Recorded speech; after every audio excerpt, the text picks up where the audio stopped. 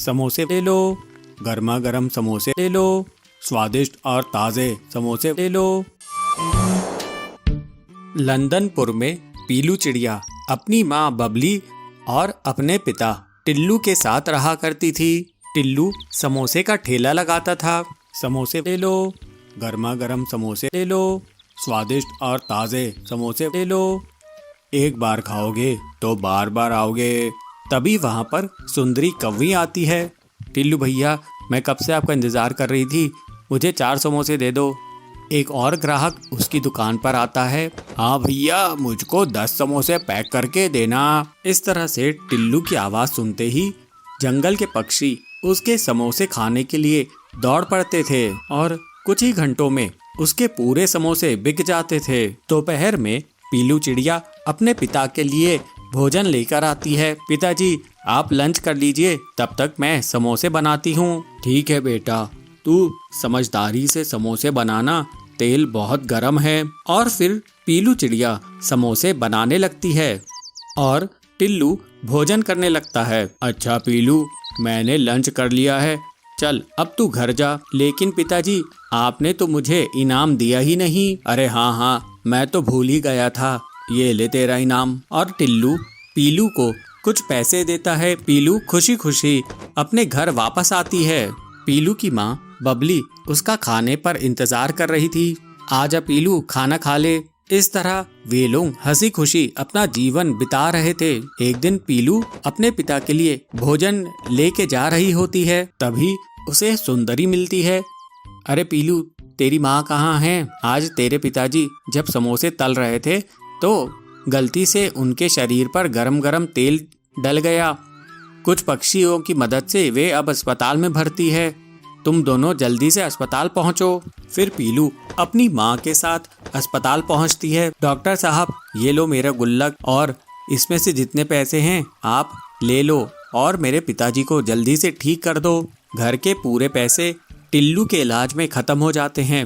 फिर 2 दिनों बाद टिल्लू को होश आता है। बबली अपने पति से पूछती है, ये सब कैसे हो गया जी? आज तक तो ऐसा नहीं हुआ था। आप ध्यान देकर काम नहीं कर रहे थे क्या? पता नहीं बबली, इतनी बड़ी गलती कैसे हो गई?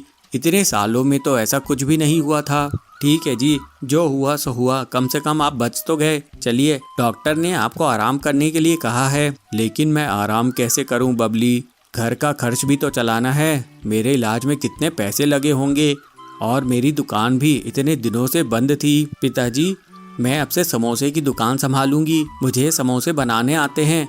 आप बस आराम कीजिए और जल्दी से ठीक हो जाइए। पीलू की बात सुनकर, हाँ पीलू, मैं भी तेरी समोसा बनाने में मदद किया करूंगी।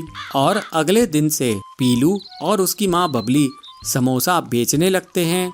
ऐसे कुछ दिन बीत जाते हैं। एक दिन एक पक्षी उनके पास आता है। वो पक्षी उनसे कहता है, अरे मैडम जी, क्या ये टिल्लू जी की समोसे की दुकान है? जी, ये टिल्लू जी की ही समोसे की दुकान है।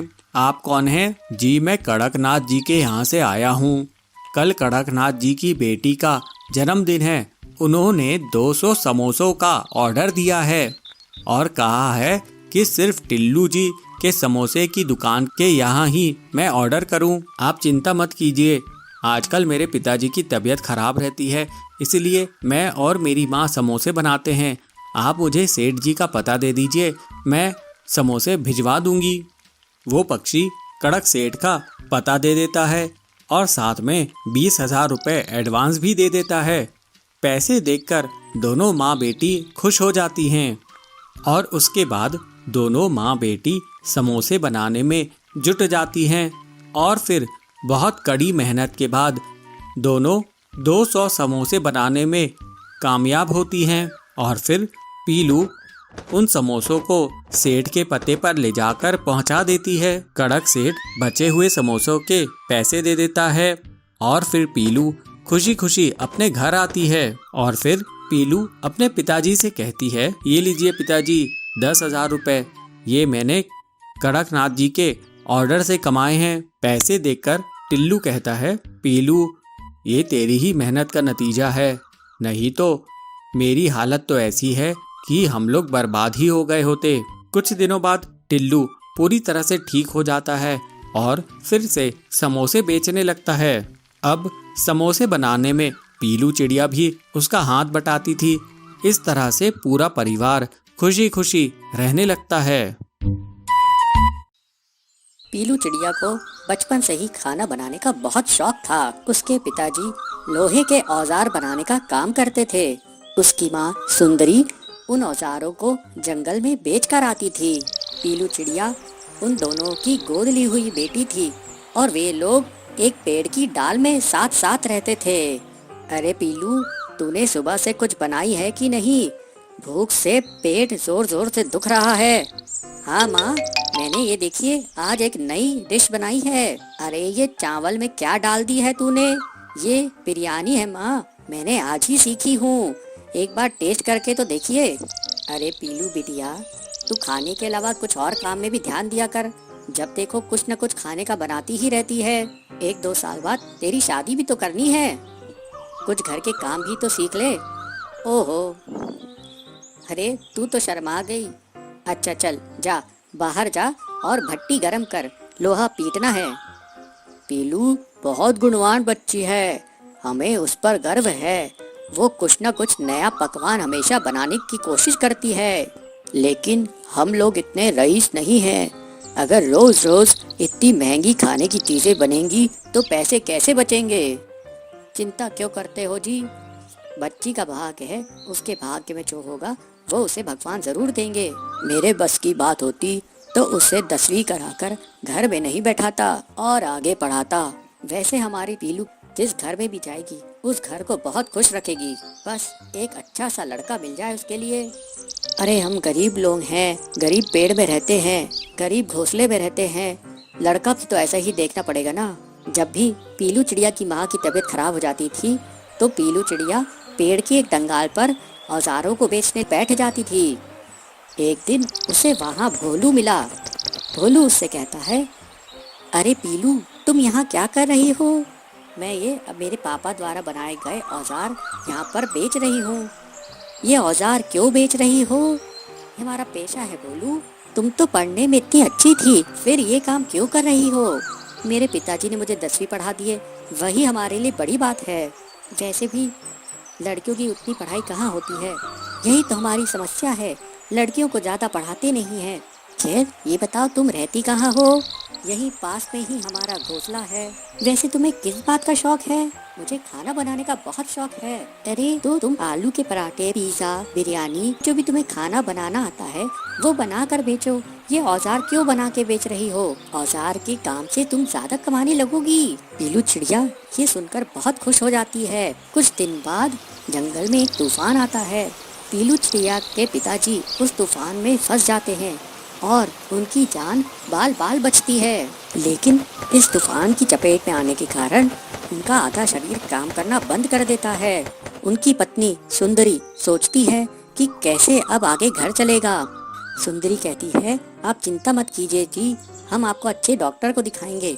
अरे लेकिन पैसा कहाँ से आएगा?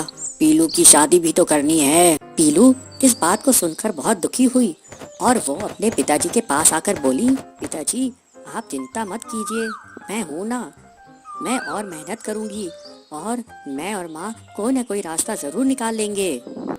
पीलू की बात सुनकर उसके पिताजी कहते हैं, अरे बेटा तू इतनी छोटी है, तू क्या क्या करेगी? पीलू कहती है, पिताजी जब तक पिताजी आप ठीक नहीं हो जाते मैं घर के बाहर आलू के पराठे, पिज्जा बनाकर बेचा करूँगी। अरे पीलू ये काम करोगी तो लोग क्या कहेंगे? पीलू समझदारी से जवाब देती है, पिताजी जब मैं जंगल में औजार बेचती हूँ तब क्या कोई कुछ कहता है? हाँ में हाँ मिलाते हैं। अगले दिन पीलू भट्टी पर पिज्जा बनाती है और अपने माँ पिताजी को कहती है, माँ पिताजी ये पिज्जा एक बार खा के देखिए कैसा बना है। पीलू के माँ और पिताजी उस पिज्जा को खाते हैं। पीलू चिड़िया की तारीफ करते हैं, अरे वाह ये तो बहुत स्वादिष्ट लग रहा है, हमने तो ऐसा कभी कुछ नहीं खाया था, अब मैं यही काम करूँगी। पीलू की माँ कहती है, लेकिन ये सब तेरे दिमाग में आया कहाँ से? माँ मुझे ये सलाह भोलू ने दी। ये भोलू कौन है? माँ भोलू मेरे साथ स्कूल में पढ़ता था। इस तरह पीलू चिड़िया पिज्जा और आलू के पराठे बेचने लगी और जो भी पक्षी उसके यहाँ पिज्जा और आलू का पराठा खाता वो उसका फैन हो जाता। इस तरह से पीलू चिड़िया धीरे धीरे अपनी मेहनत से प्रसिद्ध होने लगी। दूर दूर से पक्षी पीलू चिड़िया के पास पिज़्ज़ा और पराठा खाने आने लगे और उसके पास काफ़ी पैसा जमा हो गया। फिर एक दिन पीलू चिड़िया अपने पिताजी को लेकर बड़े डॉक्टर के पास जाती है। डॉक्टर कहता है, इनका इलाज तो हो जाएगा, लेकिन बहुत खर्चा आएगा, महंगी दवाइयाँ लगेंगी। कोई बात नहीं डॉक्टर जी, जितना भी पैसा लगे आप मेरे पिताजी को ठीक कर दीजिए। वाह पीलू, तेरे खाने से तो हमारी किस्मत ही बदल गई। अब तू और अब बड़ी दुकान खोल। जैसे जैसे पीलू की आमदनी बढ़ने लगी, पीलू और उसके परिवार का रहन सहन भी बदल गया। पीलू अब एक नए घोंसले में रहती थी। एक दिन भोलू उससे मिलने आता है। भोलू को पीलू का परिवार पसंद करता है और इस तरह से पीलू और भोलू की शादी हो जाती है। अमृता अपने माता पिता के साथ चिड़ियाघर की सैर करने जाती है। अमृता छोटी बच्ची थी और अपनी माँ की गोद में बैठ के सैर कर रही थी, इसीलिए चिड़ियाघर में उसके लिए टिकट नहीं लगता। उसकी मम्मी खुद के लिए और उनकी पापा के लिए टिकट लेने गई। भैया 2 टिकट देना। तो अमृता पूछती है, मम्मी मेरे लिए टिकट नहीं लोगे? तो मम्मी कहती है, अरे बच्चे तुम तो छोटे हो, इसलिए तुम्हें कोई टिकट नहीं लगेगा। ऐसे कहते हुए तीनों चिड़ियाघर में जाते हैं। अमृता ने चिड़ियाघर में देखा कि अंदर एक तालाब है, उसमें ढेर सारे बतख और बगुला तैर रहे हैं। उसे बहुत अच्छा लगा तो अमृता बतख को पूछती है, अरे बतख मेरी सहेली बनोगी? मुझे भी पानी में तैरना बहुत अच्छा लगता है, क्या तुम मुझे सिखाओगी? तो उसको उत्तर में बतख क्वक क्वक क्वक क्वक क्वक क्वक करते हुए हंसता है। उसके बाद अमृता ने देखा कि एक बंदर बैठा है, वह छोटे छोटे बंदरों को खिला रहा है और उसके पीछे पीछे छोटे छोटे बंदर भाग रहे हैं। तो अमृता मम्मी को पूछती है, अरे माँ मुझे खाना खिलाने के लिए आप मेरे पीछे भागते हो, मगर बंदर को देखो, माँ आगे भाग रही है और बाकी बंदर पीछे। ऐसे कहते हुए जोर से हंसती है और उसकी माँ भी उसकी खुशी देखे उसकी खुशी में शामिल होती है। हाँ हाँ बच्चू, तुम भी तो बंदर से कम हो क्या? तुम मेरी प्यारी सी छोटी बंदर हो, ऐसे बोलती है। अमृता मम्मी पापा के साथ आगे जाते जाते देखती है एक भालू। उसके बाद लंबी गर्दन वाली एक जिराफ को देखा और ढेर सारे शेर को भी देखा। शेर बहुत जोरों से गरज रहा था। छोटे छोटे बच्चे उसको देखकर डर रहे थे। अरे माँ ये इतना क्यों गरज रहा है? मुझे भी डर लग रहा है। नहीं नहीं बेटे, ऐसे डरते नहीं हैं। शेर खामखा किसी के ऊपर हमला नहीं करेगा। अगर उसको भूख लगी है तो सिर्फ भूख मिटाने के लिए ही वो शिकार करता है। ये तो पिंजरे में है ना, तो डर किस बात की? तो अमृता बहुत खुश हुई और नजदीक से शेर को देख के तालियां बजाने लगी। फिर अमृता ने देखा एक हाथी का झुंड और उसके छोटे छोटे बच्चे भी वहाँ पर थे। वह आपस में खेल रहे थे और इस तमाशे को वहाँ के सारे बच्चे देखते हुए मंत्रमुग्ध हो गए थे। बड़ा हाथी छोटे छोटे हाथियों के बदन पे अपनी सूंड में पानी लेते हुए नहला रहा है और छोटे छोटे हाथी लाइन से अपनी माँ के पीछे आगे घूम रहे हैं। अमृत ये सब देख रही थी और उसे लगा अपनी माँ की गोद में बैठ के जो सैर कर रही है वो गलत है। जब वहाँ से बाहर निकले तो अमृत अपनी मम्मी की गोद में नहीं थी। अमृत ने चिड़ियाघर में ये भी देखा कि बहुत छोटे छोटे बच्चे वहाँ अपने पैरों पे चल रहे थे। कोई भी अपनी मम्मी पापा के गोद में बैठा हुआ नजर नहीं आया। अमृता भी अपनी मम्मी पापा के हाथ पकड़ के अपने छोटे छोटे पैरों से चलने लगी। असल में अमृता एक डरपोक और बहुत ही जिद्दी बच्ची थी। उसकी जिद को कम करने और डर को भगाने के लिए ही अमृत के मम्मी पापा उसे चिड़ियाघर ले आए थे। अमृता खुद अपनी प्रेरणा से बिना गोद में बैठे चलते हुए देख के उसकी मम्मी पापा को बहुत खुशी हुई। इतना ही नहीं, अमृता चिड़ियाघर में रेलगाड़ी में भी सैर किया और ऊंट की सवारी भी की। सदैव बच्चे अनुकरण से सीखते हैं। बच्चों के मन के विकास के लिए उन्हें दुनिया का रूप दिखाना जरूरी होता है। देखिए कालू भैया, बबलू पानी पूरी में एक सीक्रेट मसाला मिलाता है। वो सीक्रेट है, इसीलिए मैं आपको बता नहीं सकती हूँ।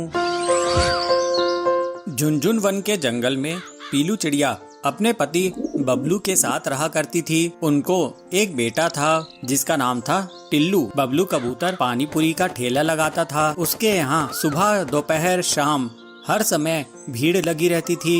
जो भी एक बार बबलू के यहाँ का पानी पूरी खा लेता था वो उसके यहाँ बार बार आता था।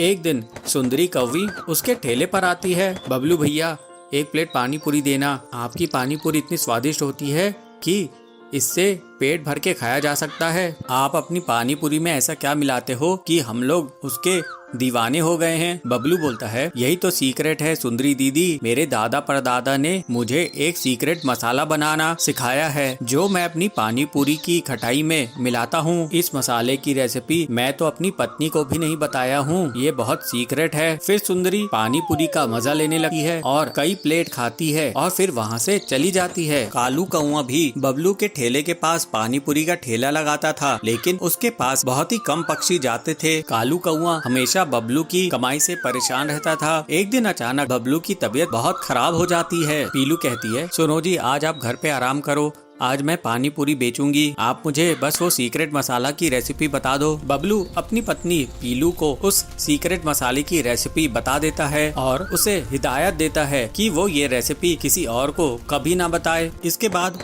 पीलू चिड़िया पानी पूरी बेचने के लिए चली जाती है। कालू कौआ देखता है कि आज पीलू चिड़िया पानी पूरी बेचने के लिए आई है तो वो उसके पास चला जाता है। क्यों भाभी जी, आज बबलू कहाँ है? आज उसकी जगह आप पानी पूरी बेचने के लिए आए हैं? पीलू कहती है, हाँ कालू भैया, आज बबलू की तबीयत बहुत खराब है, इसीलिए मैं आज पानी पूरी बेचने के लिए आई हूँ। कालू कहता है, अच्छा भाभी जी, आपसे एक बात पूछनी थी, बस डर है कि आप बुरा ना मान जाएं। पीलू, अरे नहीं कालू भैया, मैं नाराज नहीं होंगी, आप बिना संकोच किए पूछिए, क्या पूछना है? मैं ये पूछना चाह रहा था भाभी जी कि आखिर बबलू अपने पानी पूरी में ऐसा क्या मिलाता है जिसके कारण आपके यहाँ ग्राहकों की भीड़ लगी रहती है। पीलू कहती है, देखिए कालू भैया, बबलू पानी पूरी में एक सीक्रेट मसाला मिलाता है, वो सीक्रेट है, इसीलिए मैं आपको बता नहीं सकती हूँ। कालू कौआ अपमानित होकर वापस अपने ठेले में आ जाता है और फिर सोचने लगता है, इन लोगों को तो मैं देखता हूँ, मैं इनके बच्चे को किडनैप कर लूंगा, उसके बाद इनकी सीक्रेट रेसिपी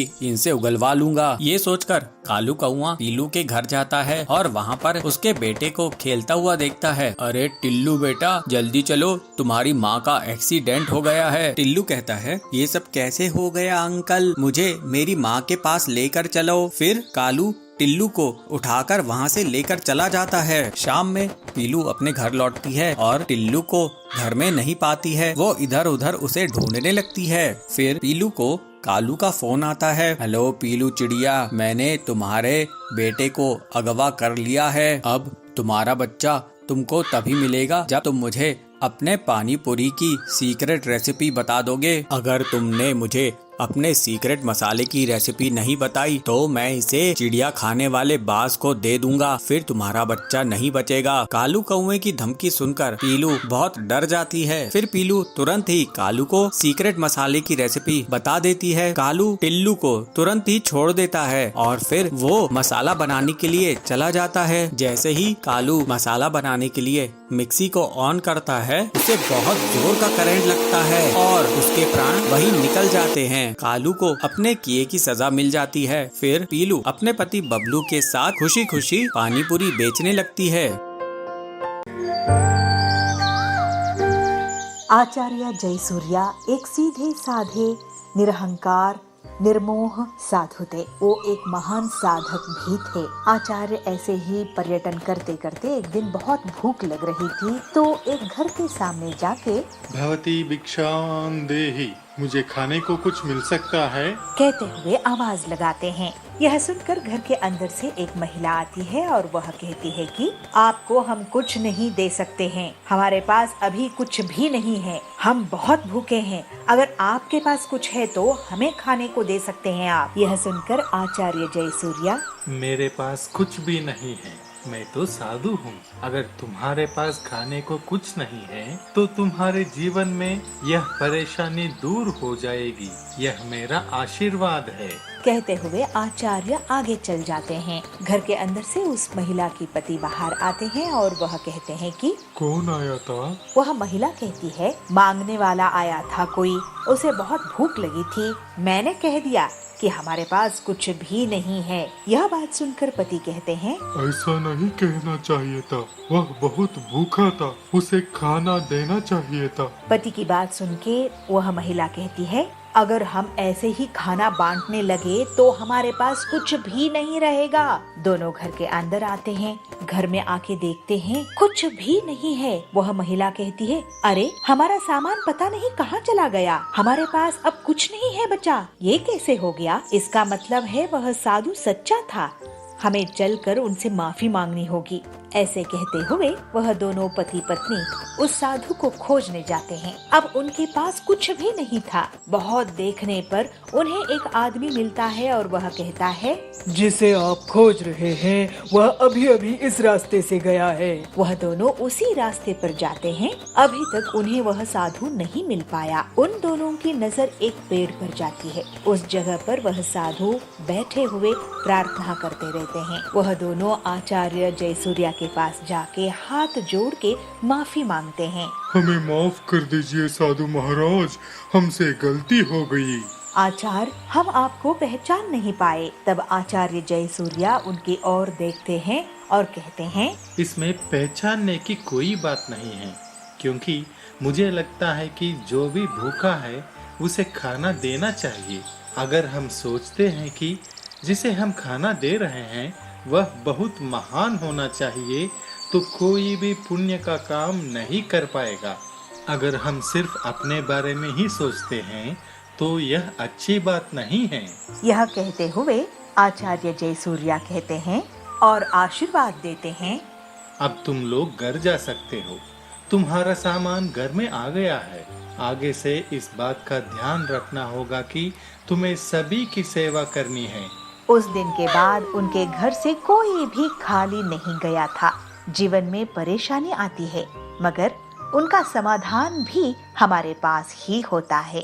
इसलिए सभी की मदद करना चाहिए, तो भगवान खुद आपकी मदद करेंगे। आचार्य जयसूर्या की यह बात उन दोनों पति पत्नी को बहुत भा गया और आचार्य के दिखाए हुए रास्ते पे चलते वो दोनों अपनी जिंदगी खुशी खुशी बिता रहे हैं।